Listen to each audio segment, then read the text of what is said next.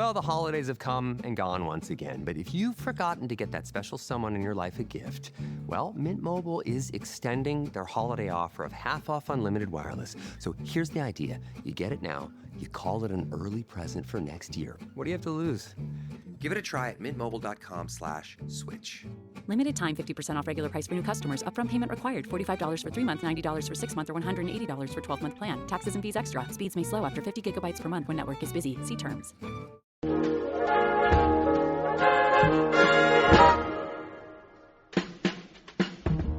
Hi everyone, Bob Camardell for the Radio Nostalgia Network, and with a great tip for your business. Getting to and from meetings can be a real waste of time and money. Driving 2 hours for a 1 hour meeting, flying to headquarters for a half-day training session. Now you can save time and money by meeting online with GoToMeeting. With GoToMeeting, you invite people to meet you online. During your call, they see your computer screen on their monitor. You can meet as long as you want, as often as you need, and for one flat rate. Try GoToMeeting free for 45 days. No credit cards required. Just visit GoToMeeting.com and type in the promo code podcast. That's GoToMeeting.com. And remember, by supporting our sponsor, GoToMeeting.com, you support the Radio Nostalgia Network, where the oldies are still young.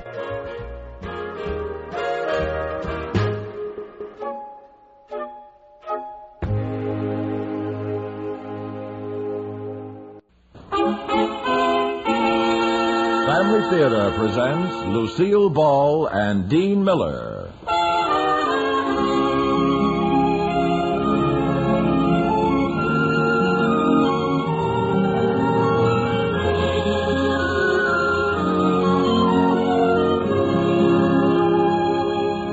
From Hollywood, the Mutual Network, in cooperation with Family Theater, presents Last One in Line, starring Dean Miller. And now, here is your hostess, Lucille Ball.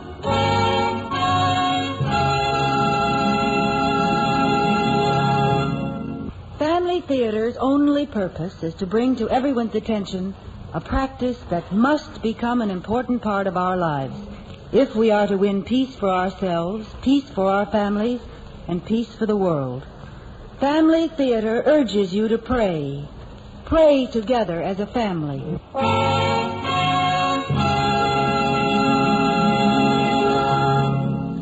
And now to our transcribed drama, Last One in Line, starring Dean Miller as Moffat.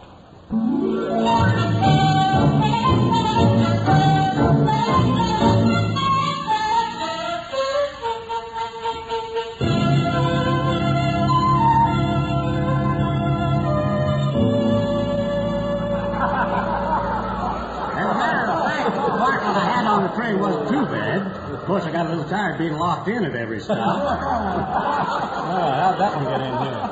Let me tell you about that is Arlen Mott.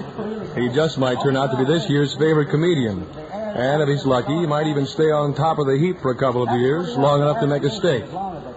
Last month at this time, he didn't have a chance. Last month at this time, he was on his way back to burlesque just as sure as I'm standing here. That's too noisy in here. Let's go on out on the fire escape, and I'll tell you more about Arlen Mott. This seems to be the year and the season for stories about the funny men of the entertainment business, expose-type stories. Saw Hal March in one a few weeks ago. Did a great job. Nice, tight story. Then Mickey Rooney did a bang-up job on another one. Fine characterizations, both of them. But the comedians the stories were about both had big psychological problems. This story is about a comedian with a problem, it's true. And we promise it's the last one of the season. I want to tell you this one because Arlen Mott's problem is the one that almost cost him his big chance at the big time. Arlen Mott's problem was different.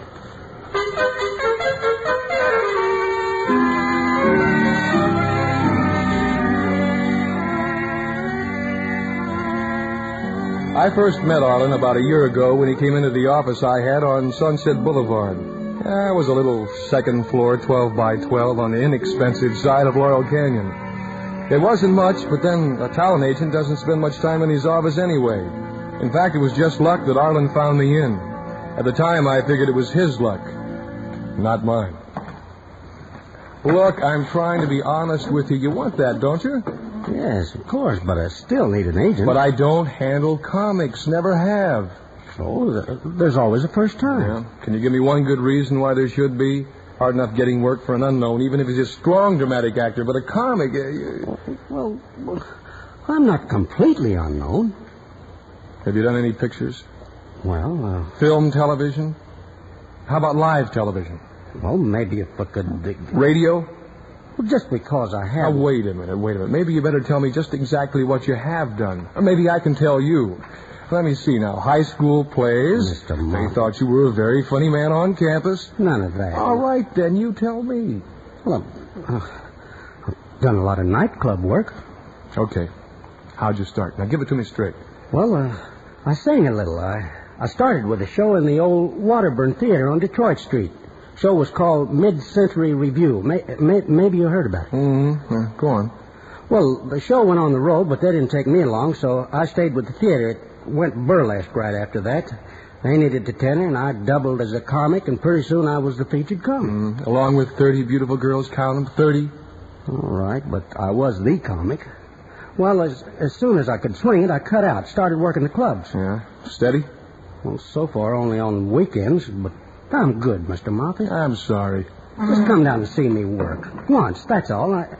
Just once. Well, if you were an actor, But I'm not, and I figure a guy should do what he does best, don't you? If he can do it and keep eating, yes. Well, I think he should, even if he can't keep eating. Look, just come down and catch my routine. I pack 'em in. They come just to see me. Come down just once. Then, well, if you still say no, I'll let you alone, okay? It won't do any good. But, you come? All right. Where are you working?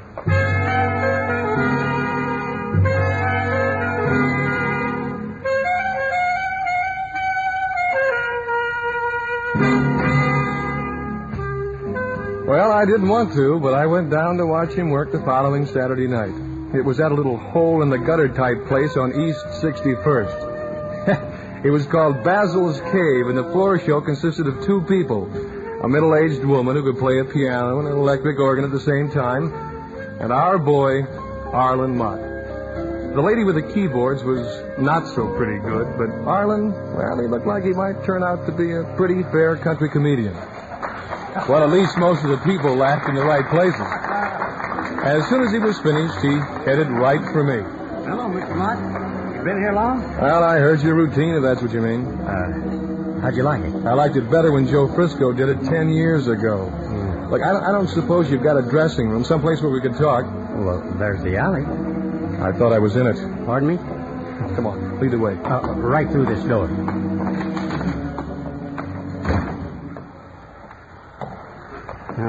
About me using Frisco's material. Doesn't matter to me. I just hope he doesn't find out about it. Aside from that? Aside from that, well, I think you might be able to make a buck or two if you keep at it for a few years. Will you take me? Will you be my agent? You've got a job. You call this a job? 2, maybe 3 nights a week if I'm lucky, and for that I average about $25 a week. You mean you're living on that? Well, I got another job in the daytime, parking cars on the other side of town. Yeah, go on. But I'm tired parking cars to make ends meet, and I'm tired of working in dumps like this and having the manager act like he's doing me a big favor when he pays me.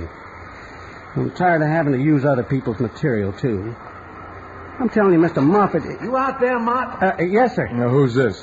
Hank Baylor, the owner. Better get in here. You'll be on before long. Suppose you come out here. Oh, easy. It's not much, but just... Who are you? Name's Don Moffat. A talent agent? That's right. Yeah. I saw you inside a few minutes ago, didn't I? Well, no, I'm not the one to tell you what you saw, but I was inside a few minutes ago. I came over to watch your comic. Or maybe I should say my comic. You're representing this guy? As of now, I am. That's absolutely right. And I'm afraid I can't let him work for you anymore, Mr. whatever your name is. It's Baylor. What do you mean you can't let him work for me? Can't do it. Well, we've got a deal. I'm sorry, but you've got to look at it our way. Suppose you got out that he's working here for tips. Tips? I pay him. Look, you've got him around for the weekends. He does what? How many shows a night? 4. 5, sometimes 6. You're paying him tips, brother. Well, it might be a little low, but he doesn't bring in a whole lot of business. Look, I've seen your dump. I know how many drop-in customers you can expect to have here. Now, look, let's be reasonable about this. All right, we'll be reasonable. 40 a night, 3 nights a week. But we can't give you any more than a 4-week contract, not at these prices anyway. Mr. Moffat. 40 a night, 3 nights a week? I can't. Why, I have to be nuts to go for a thing like that. I'm a small operator. Yeah, and it looks like you're going to stay that way. Mott brings in business, or you wouldn't have kept him here in the first place. Well, unless there's a holiday, there's no sense in having a show 3 nights a week. All right, 2 nights a week then, but on that arrangement it'll have to be for 50 per. Now, wait a minute, I gotta think about this. Hey, take all the time you want. You might like your place better as a nice, quiet little club. Anyway, get yourself a shuffleboard table, a TV set. What are you talking about? I was doing all right before Mott ever came along. Yeah, sure you were. You got anything to pack, Arlen? Now, wait. All right, look. 2 nights and 45 is the best I can do. But it's got to be an 8-week deal. No, I don't know. I don't think we can do it. I think we can't we? Look, I was only thinking of letting him stay on here because he's going to have a new act to break in pretty soon. Look, Arlen, maybe Vegas would be the best place to break the act. Okay, 50 a night. But it's got to be an 8-week deal. 8 weeks? Your place doesn't... Well, look, your place doesn't do much for the boy. There's no publicity. I'll put his picture out front. Big deal. I'll put him in my newspaper ad. Featured? All right, featured. Arlen, how do you feel about it? Well, I think so. I mean, yeah, let's take it. Okay, it's a deal then. Well, I'm probably making a big mistake, but all right, providing you arrange for a dressing room. Dressing room? That's what I said. All right. That's it? That's it. I'll send you a contract over in the morning. And what a shakedown. Now, wait a minute. You haven't signed it yet. If you still think it's a shakedown in the morning, just send the thing fax. No skin off our nose. Nice meeting you, Mr. Bailey. Yeah. Come on, Mott. You got another show to do. He'll be along in a minute. Don't make it too long. Oh, you just about scared me to death. You got a complaint? No. Complaint? $100 a week? I usually don't work that way. Usually more kid glove stuff than boxing glove, but, well, a creep like that would let you work here for nothing. Yeah, but if he doesn't You'll sign... sign. Mr. Moffat, I don't know how to thank you. You don't have to, Arlen. All you have to do is send me $10 a week for the next 8 weeks. Well, I better be getting home now. Oh, incidentally, I want you to be in my office tomorrow morning at 10. You understand? You want me to sign a contract? Well, we'll be around to that later in the week. Tomorrow I've got something else in mind. You just be there. Yes, sir. I'll be there. Oh, and I think there's something else we ought to get straight right now, Arlen. What's that? Taking you for a client has to be worth more to me than $10 a week. If I'm going to make any money on you, it'll be because I'll be getting 10% of a lot more money than you're worth right now. Oh, I understand that, Mr. Moffat. Well, understand this, too. When it comes to say-so, I'm the 90%, not the 10. You do what I tell you, and you and I are both going to make a buck. See you in the morning, Arlen.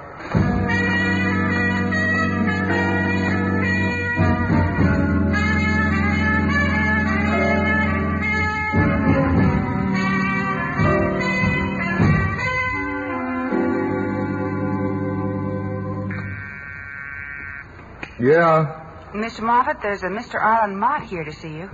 Is Bill Casson here yet? Well, there's somebody coming up the stairs now. It could be Mr. Casson. Okay, honey. When he gets here, let him right in, will you? Or you can send Mott in now, too. Yes, sir. Hello, Mr. Moffat. Oh, come on in, Arlen. Oh, come on, take a seat. Thank you. Arlen, there's a guy coming over here who's just about the top man in his field. He's... Oh, wait a minute. Hi, Don. Oh, here he is now. Come on in, Bill. Bill, this is the boy I called you about. Arlen Mott, Bill Casson. How do you do? Hi. I've heard your name before, haven't I? I'd be surprised if you hadn't. Bill writes some pretty funny stuff. Oh, of course. Bill Casson, you're a gag writer. Just the writer, if you don't mind. Sorry. Okay, it's a mistake everybody makes. Arlen, Bill's going to write you some special material. What's he been using? Other people's. Oh. Don, what exactly did you have in mind? A nightclub routine. A club routine? Yeah, well, I know it's a little out of your line, and that's the reason I called you. You see, we want something that's different. Now, it's got to be playable in front of a club, but I want it kept clean. I don't figure our boy here is going to be spending too much time in those sewers from now on. Are you thinking television? That's about the size of it. A TV show? Sure. Sound all right to you? Fine. Say, I've got some ideas about a routine that might really be great. Oh, that's fine. That's just great. What's the matter? Well, look, I'll let you two work that out. There's one thing I want understood, though, Arlen. You know what you can do, and you know what you can't do. Now, if you want to discuss that together, fine with me. But Casson is getting paid for writing your stuff because he's a professional. You follow me? He won't tell any if I don't try to write any? That's about the size of it. Yeah, but about this paying, I don't have any money. Well, I do. Let's just consider this in the nature of a loan. I don't get paid till you've had a good chance to try the material anyway. By that time, you'll be able to afford it. You got it? That's the way it works. Bev. Yes, sir? You can come in now.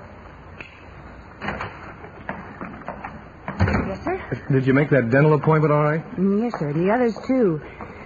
They're all set up. Okay. Oh, by the way, Miss White, this is our newest client here, Mr. Mott. How do you do? How you do? Well, Mr. Moffat, if you have a dental appointment, I guess you'll be wanting me to come back some other time. No. I don't have a dental appointment. You do. Me? That's right. Look, honey, will you see that all of his front ones are put in good shape, but no caps unless it's absolutely necessary. Those things are just too darn expensive. Mm-hmm. Bill, you free today? Pretty much so. Is something you want me to do? Well, if you're going to know what to write for our boy, you two ought to spend a little time together. Might as well kill two birds with one stone. Thought maybe you could help Bev pick a couple of suits for the boy. Glad to. You've no objections? Me? Oh, no. Great with me. Fine. Well, I guess you three ought to get going, huh? Mr. Moffat, I think you'd better be on your way, too. You've got an appointment at 20th at 11. Wait a minute. That's right. I almost forgot. 20th? The studio? No. It's not about you. You know, I've got other clients, too. I will tell you one thing, though, Mr. Mott. I'm investing a little money in you, and I figure to get it back inside of 6 months. 6 months? That's right. After that, it won't be long before you'll be paying for my dental work and buying my suits. With Casson writing for you, I'll get you your own show inside of a year, or my name's not Don Moffat.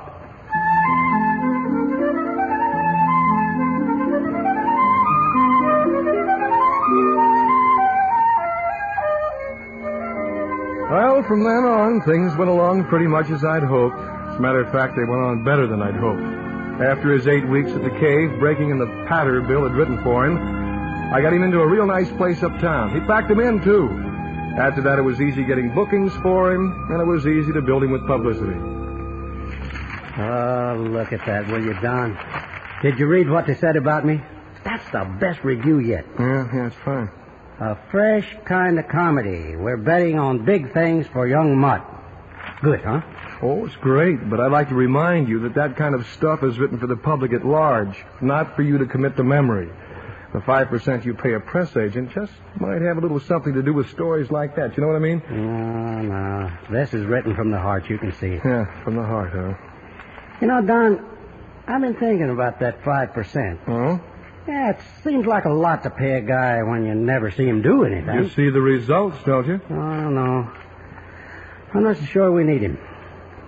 Arlen, after a train gets rolling, it's all right to take one of the drive wheels off the locomotive? Oh, brother, you'd make a great engineer. Well, now. Look, you got a lot to learn, but you're not going to learn it at my expense. We keep the press agent.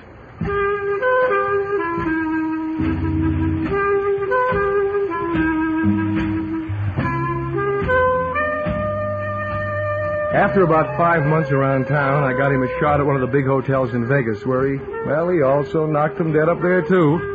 And at the prices he was getting, it almost broke my heart to call him back. But the way things stacked up, I thought it would be for the best. We met in my office, the three of us, Arlen, Casson, and I. You know what? We found Arlen a little changed. Don't see why you keep it. Look at the place. Dim light, noisy traffic from the boulevard. It's a hole in the wall. You ought to have a big plush office on La Cienega. Something with a little class. You can afford it now. Hey. This suits me just fine. I've always liked this office. You would. All right, come on. Let's get down to cases. Yeah, I got your telegram. Say, Casson, I heard one in Vegas. You got to work into my monologue. This kid, you see his kid, he's got a seat by the window. He looks outside and he sees some kids playing and he looks at his father and he says, Daddy, why can't I go out and play like other kids? And his father says, shut up, kid, and deal. Don, are you sure you want this guy on television? Hey, what's the matter with you? You know, you're the glummiest gag writer I ever saw. How about this guy, Don? Ever see him smile? Don, I don't think he's going to last 39 weeks. This punk's so filled up with himself he'll explode before that. Punk! I'm your bread and butter. All right, that's enough, both of you. Cut it out. We've got some business to discuss. You heard what he called me. Take it up with him some other time. Right now, we're going to talk business. Well, let's get it over with then. I've got a date. A date? Yeah, I'm taking your secretary out to lunch. This gives us just 1 hour. Oh, well, I think we can do a little better than that. Beverly. Yes, Mr. Moffat? Take the rest of the day off. Go on home. Well, thank you, Mr. Moffat, but Mr. Mott will be a little too busy to have lunch today. He'll honor you with his company some other time, perhaps tomorrow. All right. Just who do you think you are? He's only the guy who pulled you from $25 a week to $3,000. Okay, gentlemen. We have a commercial, weekly, half-hour television commitment to talk about. Shall we get to it?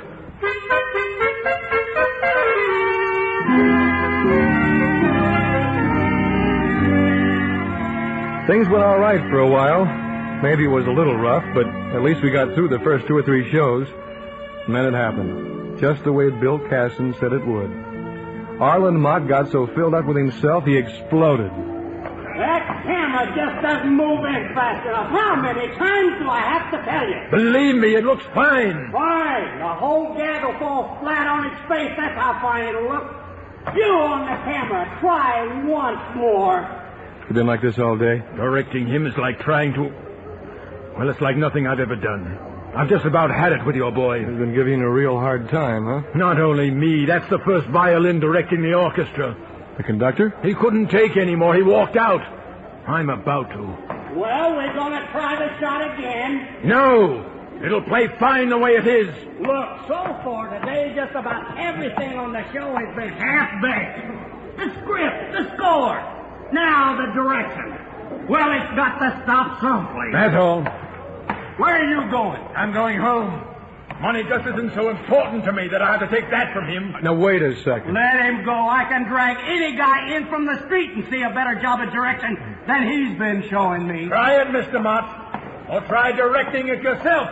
Maybe you can get everybody to quit. You're dead in this town. The next buck you make will be from selling your hooks for glue. Bum. What are you trying to do? Protect myself. That's what I'm trying to do. When a man's got a name, he's got to protect it. Yeah, well, you're doing a great job of protection. What do you know about it? You've never been in front of a live audience in your life. You don't know what it's like to earn a living anymore. Well, that does it. Goodbye, Arlen. Where are you going? Somewhere where the air's a little cleaner. Wait. You got something to say? You're not cutting out on me, too. That's exactly what I'm doing. Oh, come on in the dressing room. Let's talk this thing. Tell you what. You go into the dressing room and think it out. You're throwing away 10% of a pretty hot item. Yeah? Well, I'll go home now and have myself a good cry. Gone? Goodbye, Arlen. Mr. Moffat? Oh, hi, Bev. I forgot you were here. I couldn't help hearing what just went on. Yeah, well, we've got a lot of other clients, Bev. Aren't you even going to talk to him? No, there's no point in it. You think I should? I think so. Look, there isn't anything between you two, is there? No. I thought there was for a while, but now the only thing I feel for him is pity. Pity? He's got a problem. Problem? You mean in his head he's got a problem? Maybe because his father punished him when he was a little kid. Something like that. There's nothing wrong with him that a good Peruvian witch doctor couldn't cure just by shrinking his head back to normal. That's what I mean, Mr. Moffat. Maybe you shouldn't have hit the big time quite so fast. Well, you've got some of the responsibility, too. You helped give him the problem. You ought to help him solve it. You think I should, huh? You're the only one who can. I've heard you cut some other people back down to size. Oh, look, you've got to try. Can't you see fame to him is like sudden wealth is to most people? It could destroy him. Okay, Bev. Okay. Hey, wait for me, will you? Maybe I'll buy you a cup of coffee and let you know how the whole thing turned out. Good luck. Thanks, hon. Hey, Punk. Still in there? That you, John? Yeah, it's me. I hoped you'd come back. Got wise to how much cutting out would cost you, huh? No, I came back to tell you that you're going to do some phoning. You're going to call up all the people who walked on you today, and you're going to tell them just exactly how sorry you are. Oh, I am I? That's right. You're going to tell them you're thoroughly ashamed of yourself for getting a swell head and acting like a kid. And then you're going to do everything you can to make them come back. You better wipe that smile off your face, or I'll knock those caps I paid for right off your teeth. Look, After you get your people back, you're going to go and see Bill Casson, and you're going to tell him you realize how you'd still be a bum using other comedians' jokes in some upholstered sewer if it weren't for the great stuff he writes for you. But... And then you're going to tell him how you appreciate the fact that you'd be just about as funny as McCarthy without Bergen if it weren't for him. After Casson, you're going to call your press agent. You know what you're going to tell him? You're going to tell him he's so good you actually believe the publicity he got for you. Now, Don, wait a minute. Oh, no, I haven't even started yet. You and I, well, we're going to have a little history lesson about some of the other comics who got real big-headed with their television shows.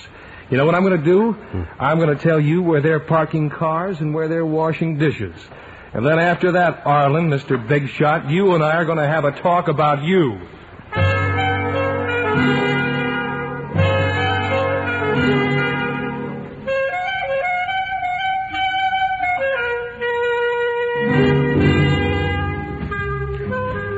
Well, like I said, this seems to be the season for stories about comedians. I suppose that's why I'm telling you this one now.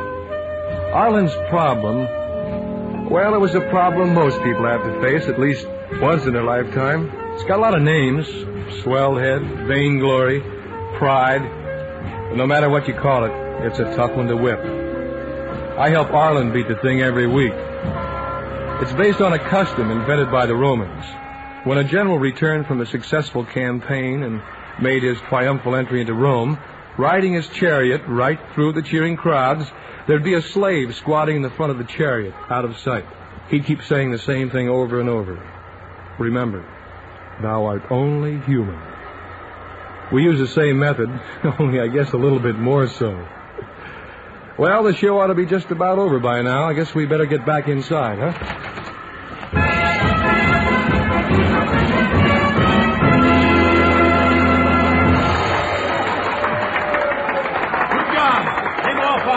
You did great. Just great. Was it all right? Couldn't have been better. The funniest show yet. You see what I mean? I have to go neutralize all that. Hey, couldn't have done it without you, you know. Hey, Don, wait. See you later, Don. Yeah. Oh, Bill, I want to see you. Don, catch a show? No, I couldn't stay for the whole thing, but from what I saw, I hope you're saving your money. That bad? I'm glad I've got other clients. I don't know, Arlen. Script was good, everything was good, but your delivery, it needs a lot of work. Come on in the dressing room and tell me about it. In a minute. Right. I'll be getting this makeup off. See what I mean? Crazy, but it works. He's turned into a real nice guy. Well, back to work. Who are you talking to? Never mind. Let's talk about the way you butchered Bill Casson's script.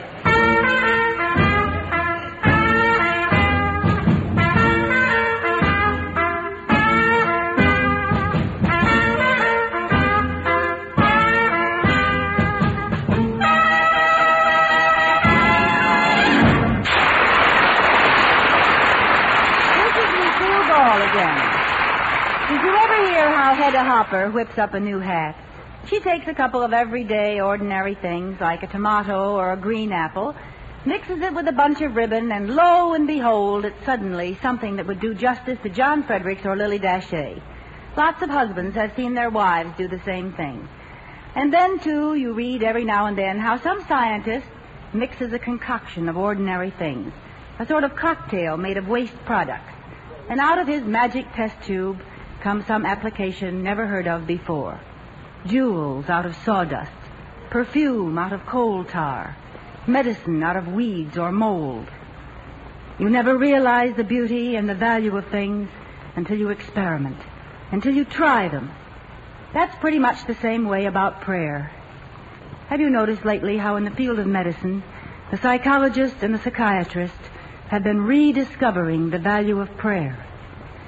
But prayer has been there all the time, just for everyone's taking, It's ironic to think that persons will accept prayer on the basis of an up-to-the-minute medical authority when, for as long as they can remember, religious authorities have told them the same thing.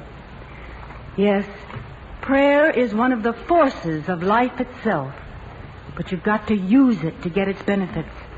The jewel of a happy home life, the perfume of uplifted hearts, medicine for a sick world. Use prayer for your family life. For the family that prays together stays together. More things are wrought by prayer than this world dreams of.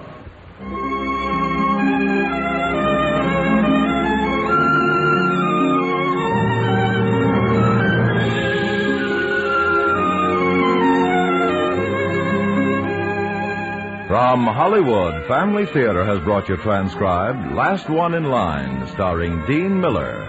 Lucille Ball was your hostess. Others in our cast were Bill Baucom, Alice Backus, Jack Carroll, and Jason Johnson. The script was written and directed for Family Theater by Robert Hugh O'Sullivan, with music composed and conducted by Harry Zimmerman. This series of Family Theater broadcasts is made possible by the thousands of you who feel the need for this type of program, by the Mutual Network, which has responded to this need, and by the hundreds of stars of stage, screen, and radio who give so unselfishly of their time and talent to appear on our Family Theater stage. To them and to you, our humble thanks. This is Tony Lafrano expressing the wish of Family Theater that the blessings of God may be upon you and your home, and inviting you to join us next week when Family Theater will present Retired, starring Edgar Buchanan. Jack Bailey will be your host. Join us, won't you?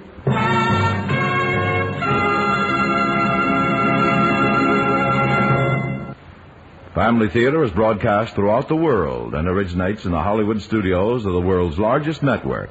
This is Mutual, the radio network for all America.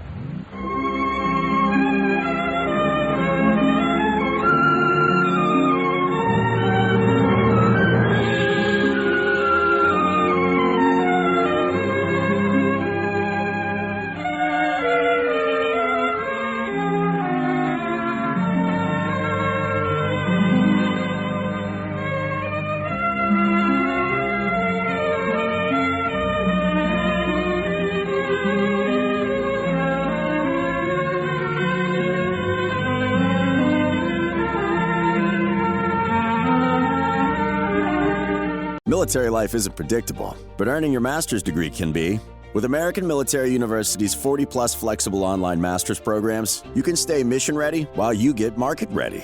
Learn anywhere, anytime, with an education built to keep pace, steady, reliable, and always accessible. Plus, military service members, veterans, and their families can save up to 45% on master's tuition with AMU's special rates and grants. Learn more at amu.apus.edu. Steady through every mission.